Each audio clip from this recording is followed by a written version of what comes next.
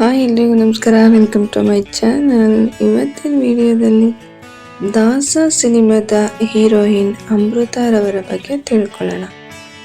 ಅವರು 2004ರ ಆರು ಗುರು ಪತಿವ್ರತಾಳು ಚಿತ್ರದ ನಟಿ ಅಮೃತಾರವರು.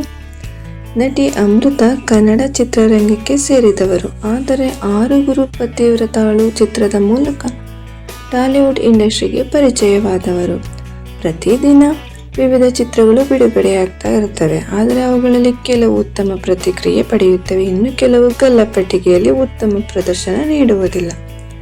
ಅನೇಕ ನಟರು 1 ಅಥವಾ 2 ಚಿತ್ರಗಳಲ್ಲಿ ಕಾಣಿಸಿಕೊಳ್ಳುತ್ತಾರೆ ಮತ್ತು ಇದ್ದಕ್ಕಿದ್ದಂತೆ ಚಲನಚಿತ್ರೋದ್ಯಮದಿಂದ ಕಣ್ಮರೆಯಾಗುತ್ತಾರೆ. ಅಂತಹ ನಟಿ ಆರು ಗುರು ಪತಿವ್ರತಾಳು ನಟಿ ಅಮೃತ ಆನಂದಮಯಿ.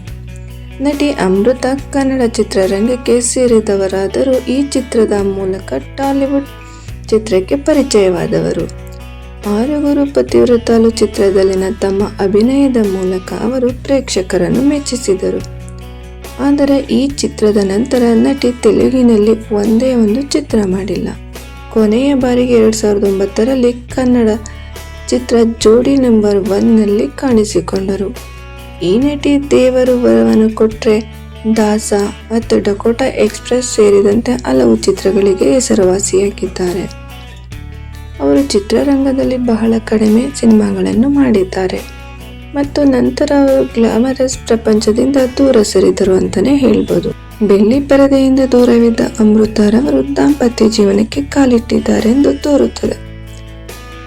ಕೆಲವು ಮಾಹಿತಿಗಳ ಪ್ರಕಾರ ಅವರು ಬೆಂಗಳೂರಿನ ವ್ಯಕ್ತಿಯನ್ನು ಮದುವೆಯಾಗಿದ್ದಾರೆಂದು ತಿಳಿದು ಬಂದಿದೆ ಮತ್ತು ಪತಿ ಮತ್ತು ಮಕ್ಕಳೊಂದಿಗೆ ಸಂತೋಷದ ಜೀವನವನ್ನು ನಡೆಸುತ್ತಿದ್ದಾರೆ. ಇದಾಗಿತ್ತು ಇವತ್ತಿನ ವಿಡಿಯೋ. ಈ ವಿಡಿಯೋ ನಿಮಗೆ ಇಷ್ಟ ಆಗಿದೆ ಲೈಕ್ ಮಾಡಿ, ಶೇರ್ ಮಾಡಿ, ನನ್ನ ಚಾನೆಲ್ನ ಸಪೋರ್ಟ್ ಮಾಡಿ.